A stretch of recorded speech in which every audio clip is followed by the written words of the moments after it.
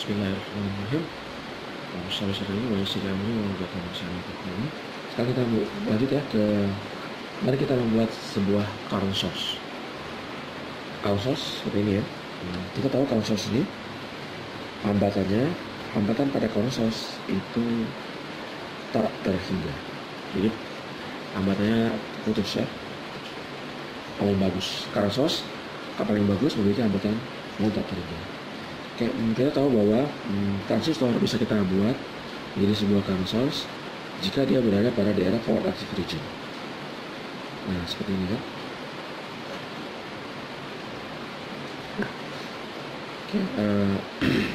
Forward active region itu apa? Jika kolektornya lebih positif daripada basis. Kolektor lebih positif pada basis. Kalau pada realitasnya kolektor bisa saja lebih negatif pada basis dengan toleransi 0,5 volt gitu. Tapi anggap aja kalau forward active region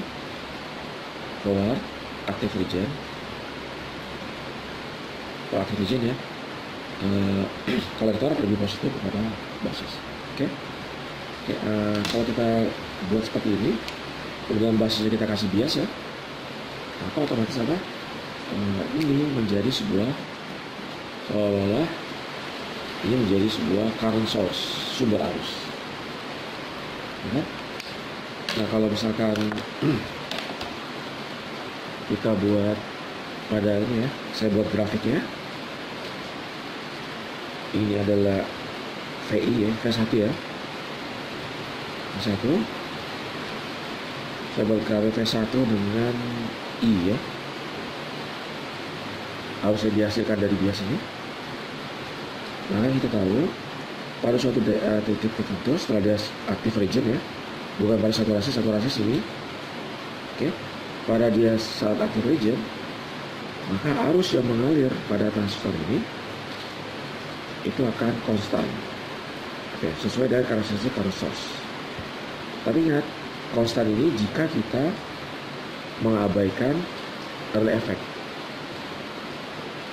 Kan gitu ya. Jika saya mengabaikan early effect, maka dia konstan.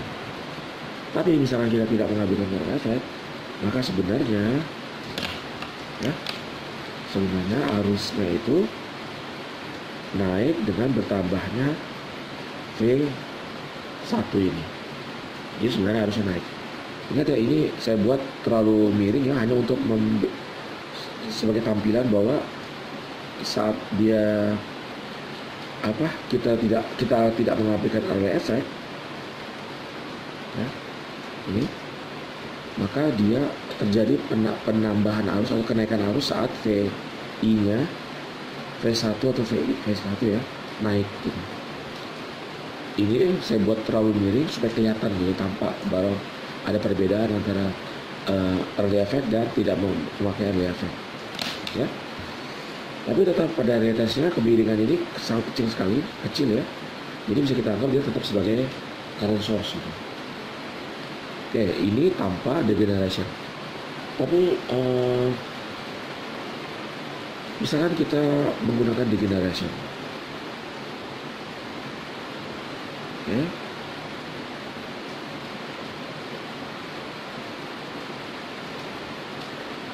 RE ya. Dan ini final sama, dan ini adalah current source-nya. Oke, sama-sama dan forward active region. Ini I ya, ini V1. Sekarang kita lihat dengan menggunakan degeneration, maka tetap ya, saat V1-nya naik, dia konstan. Ingat, itu jika kita mengabaikan early effect, konstan saat forward active region. Nah, kemudian jika kita tidak mengabaikan early effect, rupanya terjadi juga kenaikan arus, tapi dengan kemiringan yang lebih landai gitu. Lebih landai daripada yang ini kemiringannya. Artinya apa? Yang bawah ini ya, rangkai ini di bawah, perubahan arus pada rangkai itu lebih kecil daripada yang di atas. Berarti apa? Jika V1-nya berubah, perubahan arusnya ini perubahannya lebih kecil daripada tanpa degenerasi.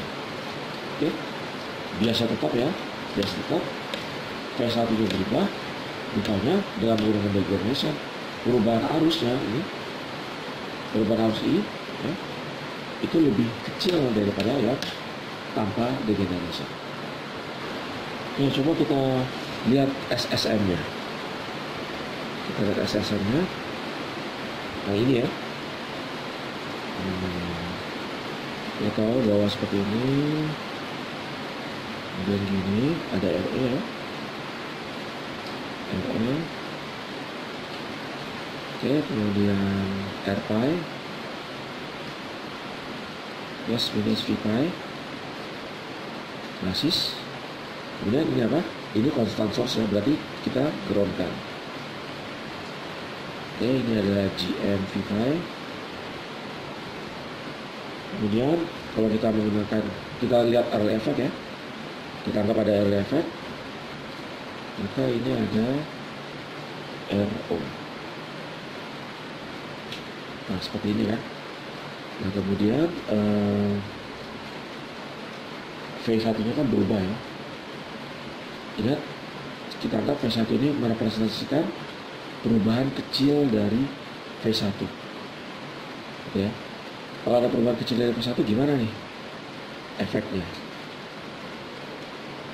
Oke.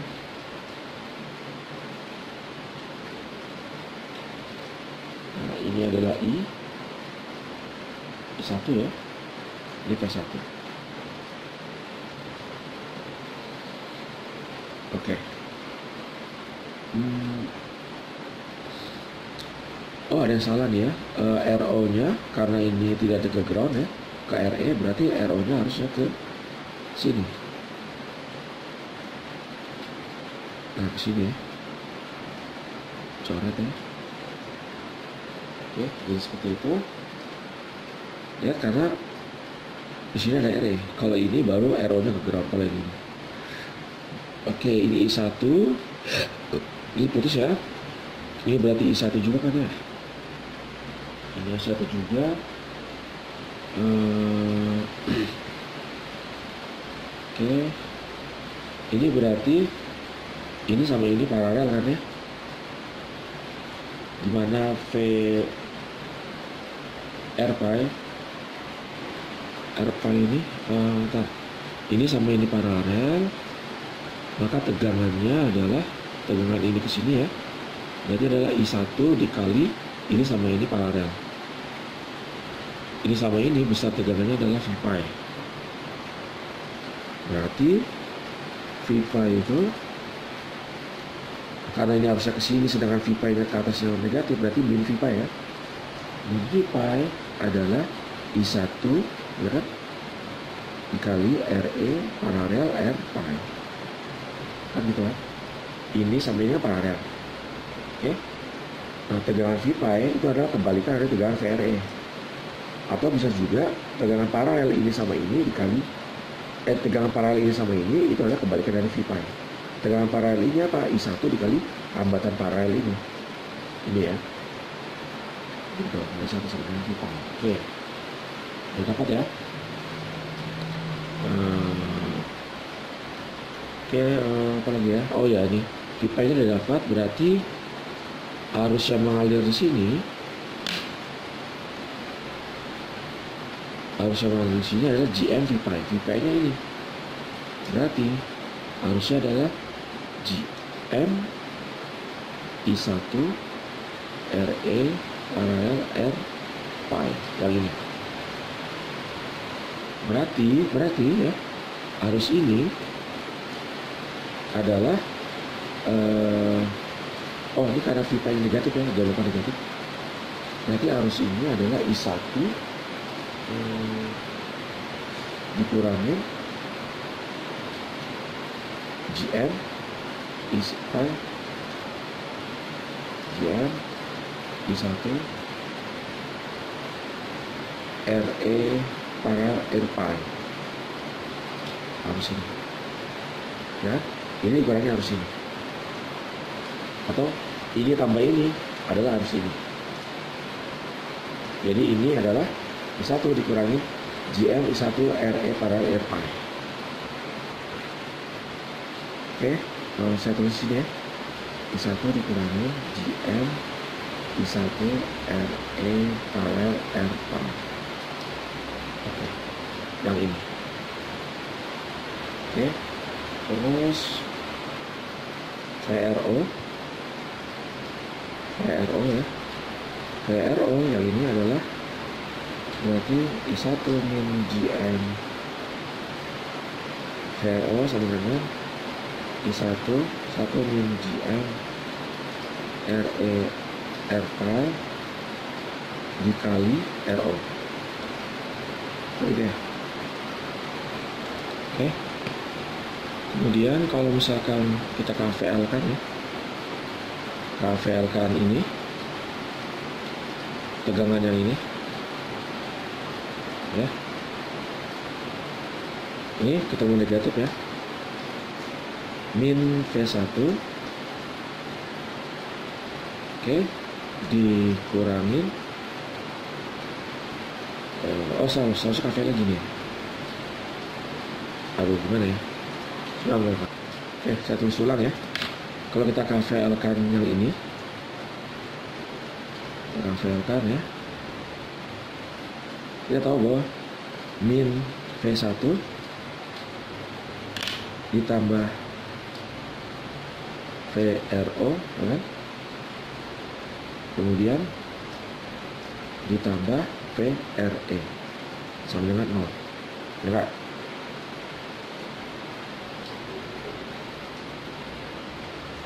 gitu kan. Min P1 ditambah VRO ditambah VE sama dengan 0. Berarti V1 sama dengan VRO tambah VRE sama dengan 0.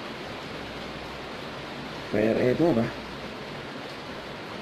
VRE adalah min pi, ya enggak? Min V pi. VRE sama dengan min V pi kan? Nih. Kebalik ya, ini VRE kan sini, V pi kan posisi negatifnya di sini, karena dia sebenarnya paralel kan, maka VRE kebalikan dari V pi atau min V pi. Berarti bisa saya tulis VRO dikurangin V pi, nggak sama dengan 0 ya, salah, sama dengan V1. Min V pi apa?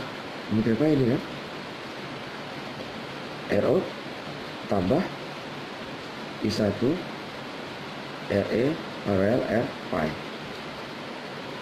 Nah gitu ya. Nah kemudian VRO apa? VRO adalah itu.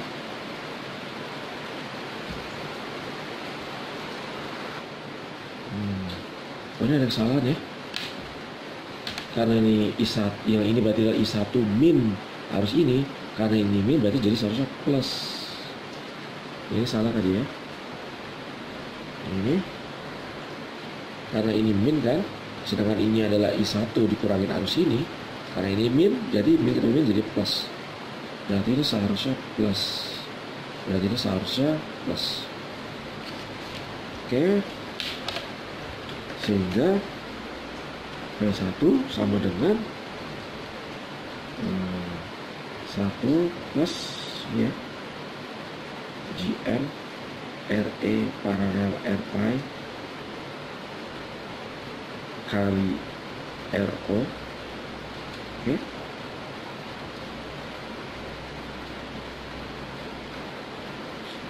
Kemudian ditambah RE paralel R pi. Kemudian I1 dikeluarin ya, langsung aja balik sini. I1. Di I1-nya kan saya keluarin ya, kemudian kita taruh sebelah kanan. Nah dari sini kita dapat persamaan bahwa rupanya kita sudah memperoleh sebuah current source dengan hambatan yang besar ya. Kita tahu bahwa sebentar, dia lebih besar ya hambatan current source-nya. Jadi dengan variasi V1 ini ya, rupanya variasi I1-nya menjadi lebih kecil. Kenapa? Hambatannya besar.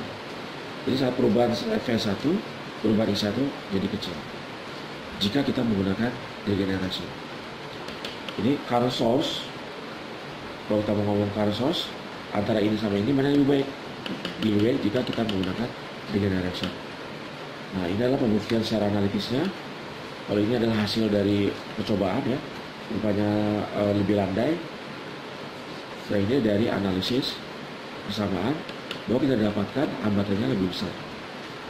Sebagaimana ideal current source itu memiliki hambatan yang ini current source jadinya ya, hambatan yang besar gitu. Kalau idealnya tak terhingga gitu.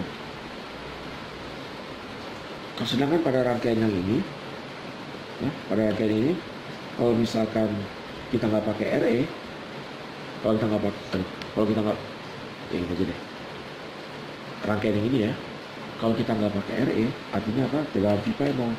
Kalau tegangan pipa 0 berarti ini terputus berarti hambatan current source-nya hanyalah RO. Oke. Kalau yang ini, kalau nggak pakai degenerasi, sekali lagi pipa-nya 0, kenapa 0? Di-ground kan, ya kan? 0 berarti kan nggak ada RE ya, ini ground kan, ini ground, maka ini masih 0, nggak ada beda potensial kan, maka ini 0, maka ini juga harusnya 0 berarti apa? Terputus. Kalau terputus berarti V1 bagi I1 nya adalah R0. Berarti apa? Hambatan current source ini yaitu adalah hanya R0 yang ini ya, tanpa RE. Ingat, saya ambil contoh yang gambar ini. Sedangkan yang pakai RE yaitu yang ini, jadi RE nya ada nih gitu. Rupanya kita dapati persamaan hambatannya seperti ini, hambatan current source-nya. Dan ini sudah RO dikali lagi ini, dan ditambah lagi ini. Berarti apa? Lebih besar berarti lebih mendekati current source yang ideal. Sehingga dengan perubahan V1 arus V1 juga akan sedikit berubah. Jadi ini bisa saya angkat ya.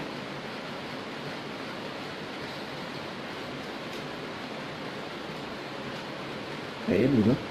Misalnya ditanya berapa hambatan output ini, current source ini, hambatan current source-nya adalah ini. Gitu. Dan ini pun bisa kita lebih sederhanakan ya. Misalkan ini kita keluarkan, maka kita dapatkan R out-nya adalah 1 plus GM R0 dikali R pi paralel dengan RE ditambah R0 lagi.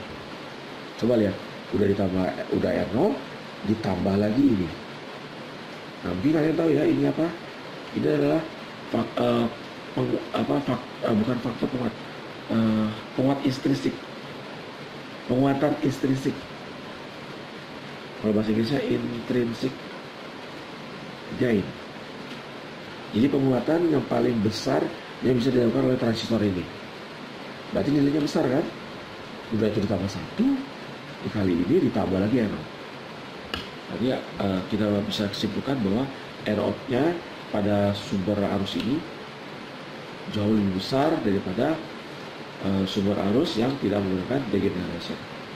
Sumber arus yang memiliki hambatan yang idealnya adalah hambatan yang tak terhingga, otomatis ini berarti lebih mendekati sumber arus ideal daripada yang ini, gitu ya. Mungkin kalian bertanya, loh ngapain sih ngomong-ngomong sumber arus? Kita kan berpikirnya tegangan. Lupakah bahwa dalam membuat penguat kita gunakan sumber arus kan gitu ya? Kan gini ya, misalkan P1 ya, ini sensor ya, P sensor. Nah ini adalah GMP1 kan, ini akan menghasilkan arus. Bagaimana merubah arus ini menjadi tegangan? Kita tambah resistor di sini, dan ini jadi tegangan kan gitu. Jadi dalam membuat penguat kita, kalau kita ngomong transistor dan MOSFET, kita ngomong merubah transistor dan MOSFET itu menjadi sumber arus. Makanya kenapa ini penting untuk mengetahui berapa sih kira-kira hambatan yang bisa kita peroleh dengan menjadikan transistor sebagai sumber arus. Ya, oke. Nanti kita lanjut bagaimana cara membias transistor. Ini kita lanjut nanti ke biasi teknik tekstur 24. Assalamualaikum warahmatullahi wabarakatuh.